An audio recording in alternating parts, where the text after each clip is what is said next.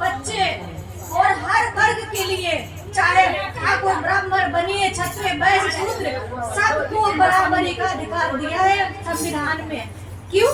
क्योंकि अगर किसी के ऊपर कोई जुर्म करता है, कोई मारे पीटे, कोई सजा, सबको बराबर मिलती है। प्रतिभा कोई करके देख लीजिए, कोई गुनाह करता है, ऐसे नोट दे रखे चाहे हैं, गरीब हो, चाहे अमीर हो, चाहे क्षत्रिय हो, चाहे शूद्र हो, सबको बराबर सजा मिलती है।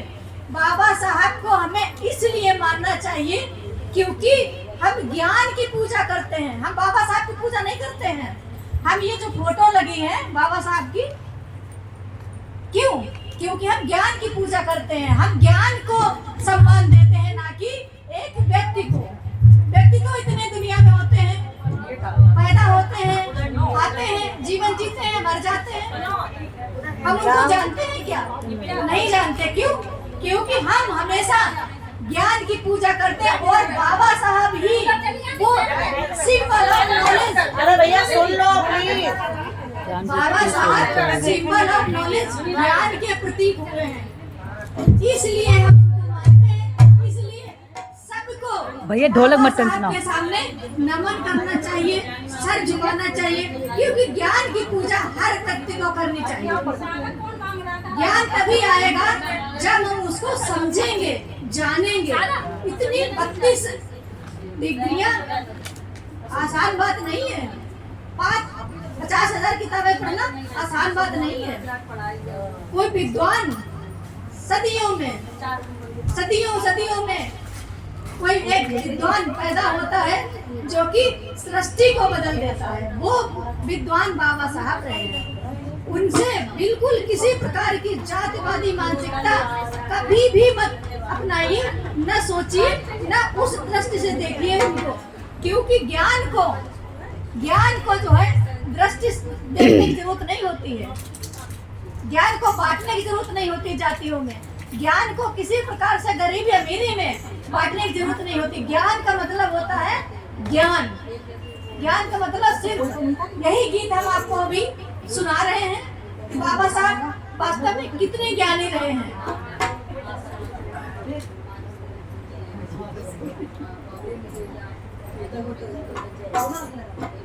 भगवान बुद्ध को भी हम लोग इसीलिए नमन करते हैं। भगवान बुद्ध की प्रतिज्ञा पंचशील इसलिए दोहराते हैं क्योंकि भगवान बुद्ध ने भी जो सिद्धांत दिया है 2500 वर्ष पहले जैसे का तैसा आज भी है।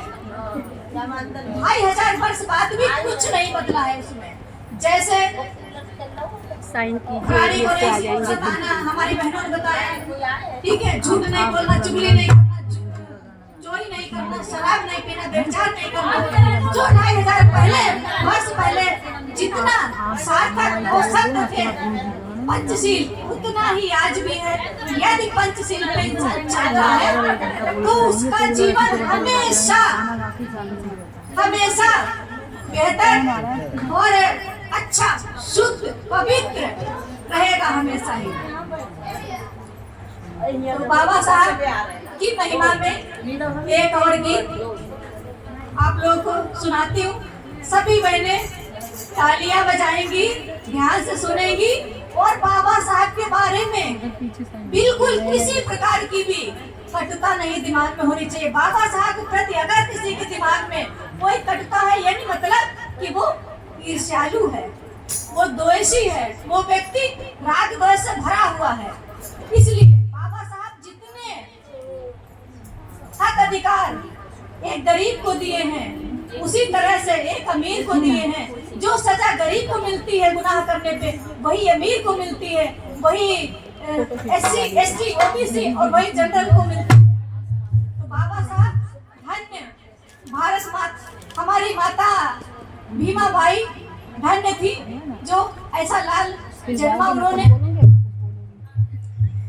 भी मेरा वही ज्ञानी है, भी मेरा वही ज्ञानी है, इस सारे